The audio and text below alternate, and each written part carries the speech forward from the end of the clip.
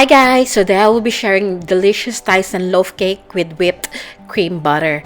To begin, we need 6 tablespoons of water, 1/4 teaspoon of salt, 1 teaspoon of vanilla. This is zest of 1 lemon, 6 tablespoons of sugar, 1.5 teaspoon of baking powder, 4 egg yolks, 1 1/4 cup of cake flour, and 1/4 cup of vegetable oil.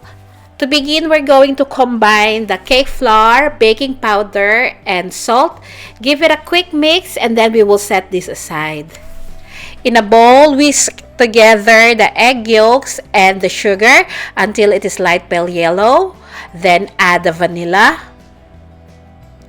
To this, we're going to add the zest of 1 lemon. My lemon is medium in size. So mix this until everything is well combined. Then add the water. Add the vegetable oil.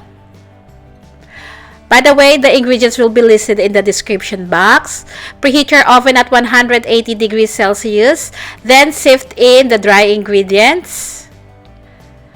Mix until everything is well combined, but please do not overmix this. Set this aside while we move on to the meringue.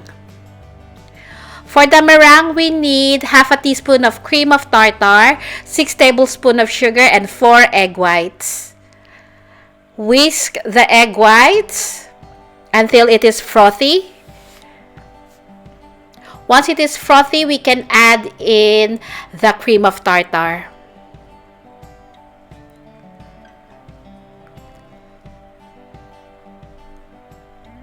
At this point, gradually add the sugar.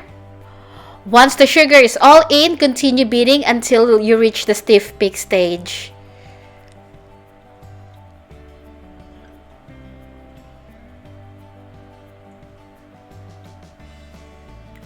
And this is not the stiff peak stage. Now combine the meringue with the egg yolk butter in 3 additions using the folding method.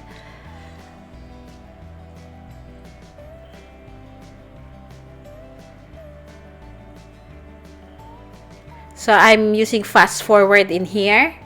But be gentle when you mix the meringue into the egg yolk butter so the air will not deflate.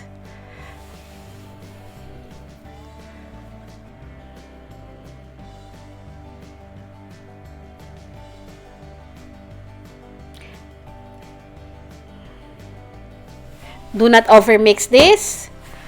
Now we're going to divide this into a 2 loaf tin lined with parchment paper at the bottom. Parchment paper is really important in here because we're not going to grease the loaf tin.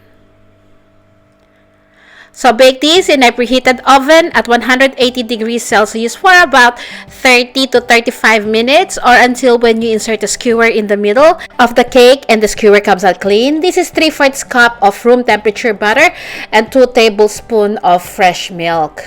We're going to make the whipped butter.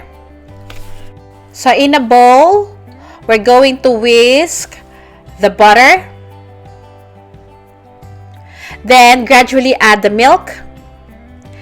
If you want this to be sweet, you can add icing sugar at this point, but I decided not to. I will put granulated sugar later. So continue whipping this until the butter is aerated. It will turn lighter in color. I'll show you in a little bit. This takes about 5 to 10 minutes in beating. And this is the consistency that we're after, or the texture. Now, this is what the cake looks like after baking. Let it cool down completely in the loaf tin. Use a spatula to release the cake from the loaf tin. Because we didn't grease this.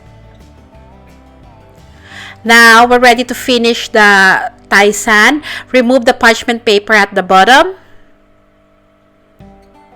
To finish this, we're going to need 3 ingredients. So this is the whipped butter. You can add as much as you like in here. I want it thin.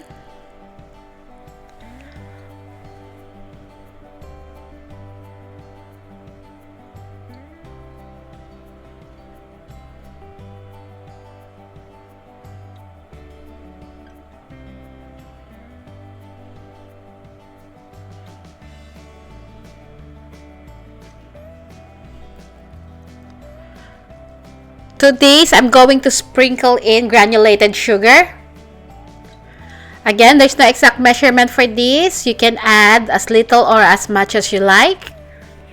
For me, I put about a tablespoon in each Taisan loaf. Clean the sides. And then finally add the grated cheese. I use cheddar cheese.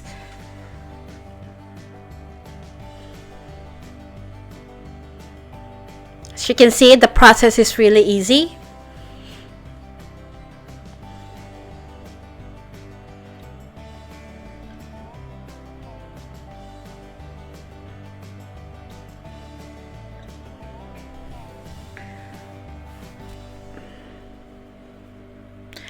And this is the finished product. This is so good. I can guarantee you that you're going to love this. You're not gonna be disappointed making this. The ingredients is so easy to find. And just to show you what it looks like inside when you slice the loaf cake.